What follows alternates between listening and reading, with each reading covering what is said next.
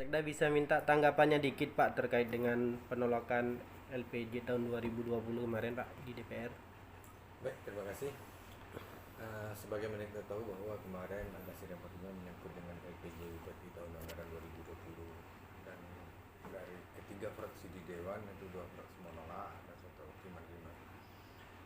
Nah, yang pertama kami sampaikan dulu bahwa kita juga sangat menghargai pendapat dari fraksi Dewan.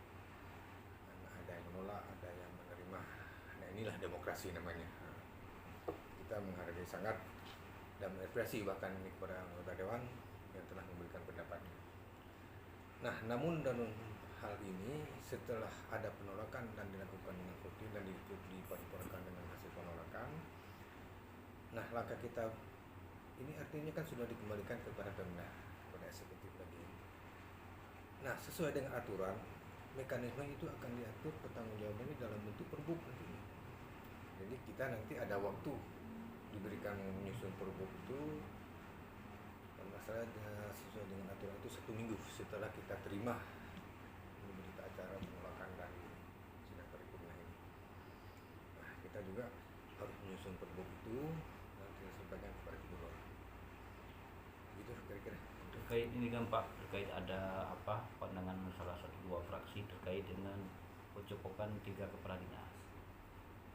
Nah, barangkali itu kita sebagai sampaikan pertama kita menghargai nanti. Kita menghargai anggota pendapat fraksi tentang pencopotan. Artinya akan dievaluasi ya. Kita akan evaluasi. Juga sebelum mengevaluasi juga punya mekanisme sendiri, nanti kita sampaikan kepada pimpinan, juga akan duduk dan berkejakan. Nah, kalau memang harus kita lakukan pencopotan ataupun Pergeseran, nah, kita lakukan. Masukan cukup bagus dari Dewan.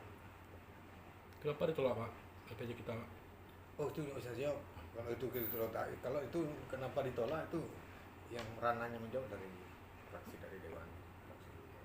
Kita mekanisme sudah kita lakukan. Nah, ujungnya ditolak, itu nggak bisa jawab. Nanti bisa tanyakan kepada nanti di fraksi Dewan. Oke, makasih Pak. Ya, mau